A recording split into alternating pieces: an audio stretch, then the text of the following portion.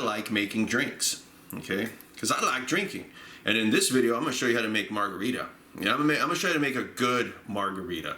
So the first thing we're gonna do is make a simple syrup. And this syrup is so simple, they call it a simple syrup. Sorry, I hit Marilyn in the face. I don't like doing that. But what we have to do is we have to put an equal part sugar to water. Meaning one of these and one of those. We're gonna put this on the stove and we're gonna let this come to a temperature where all of the sugar dissolves. We don't have to bring it past that. You also don't really want to bring it to a boil or anything like that or caramelize it, because then you're going to start imparting a caramel flavor, right? We don't necessarily want that in this drink. There's no reason to go out and buy a simple syrup. You can make your own, okay? I could have sworn I bought 5. One of them seems to be missing, and it's all right.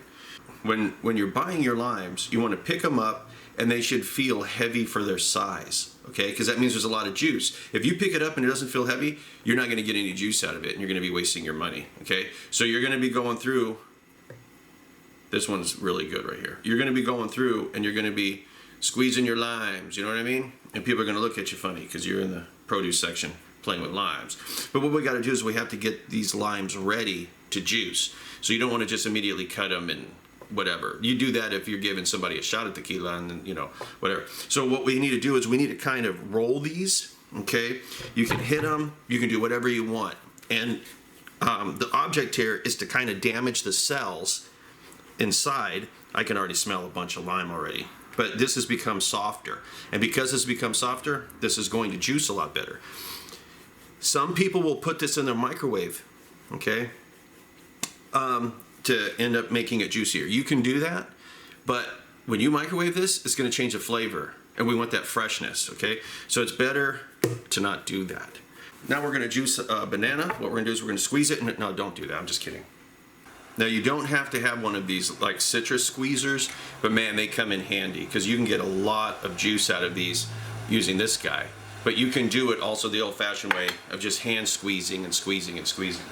Now what we need to do is we need to determine what kind of tequila we're going to be using, okay? I like silver. In other words, hasn't been aged in oak, okay?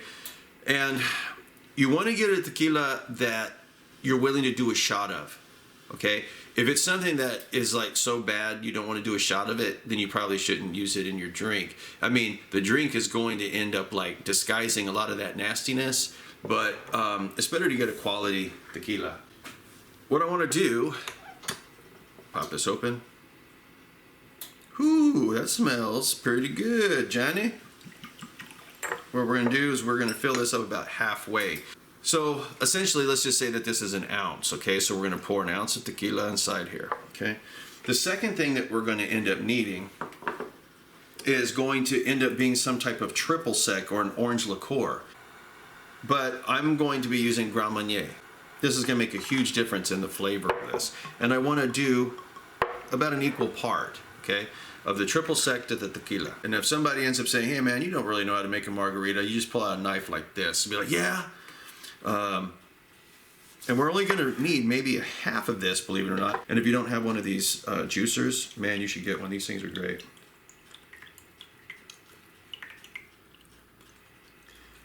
There we go. I've got even more juice in that, I know. But about the same. We're getting really close to about an ounce there. Okay.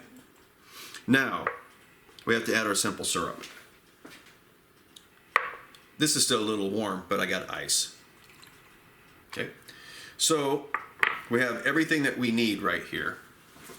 And you don't need anything fancy to shake this up. We're just going to end up taking another cup, putting it over the top, giving it a shake. Now this not only mixes it and stirs it up, but what it does is it also puts the liquid in contact with the ice. So it will actually end up causing this to cool off a lot faster. Put that to the side, but no margarita is complete without the salt on the rim. So what we're going to do is we're going to take some kosher salt. You don't want to use table salt. Use a little kosher salt here. And you can use water if you want, but I'm going to take that lime that we had squeezed, and I'm going to run around the rim with the lime, and then I'm going to just kind of dip it in this and shake it around a little bit like that. Okay? And then I've got salt on my rim now. if you can keep the ice in or you can take the ice out. Some people like it with, some people like it without. Okay, but there we go. And there's something else I should mention. I made this right here palatable for pretty much anybody, okay? Because I didn't go heavy on the tequila. Some people really like that tequila flavor, okay? And if that's the case, double up on it. So you go 2, 1, 1, right? 1. And then I'm gonna get my bendy straw. Put my bendy straw, and we gotta put umbrella in it, right? And something's missing. Oh, I know. Saladitos, right? If you don't know what those are, you didn't grow up in Tucson, Arizona. But let's give this a shot. To me, that's a little sweet. I'm a tequila drinker. So this would be better with a little bit more tequila. For me, okay? For someone that doesn't drink a lot, that is gonna be probably good enough for them. Okay, but I'm adding a little bit more because I think I'm tasting too much of the sweetness compared to the actual tequila.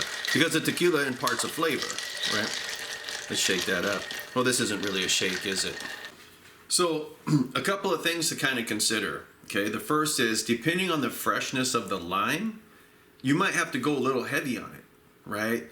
At the same time, depending, you might have to go a little light. It just really, you kind of have to know what you're dealing with here because you're using fresh ingredients. You're not just taking a mix, pouring it in there and adding tequila, because that's how most people do it, especially at bars. This is the way that it's usually done. But some people will not use something like Grand Marnier. Like some people will end up using something like this guy right here, okay?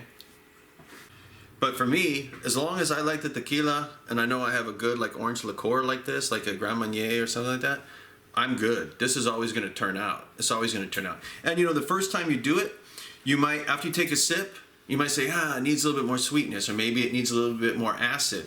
Maybe it needs a little bit more tequila. Maybe it needs a little bit of orange.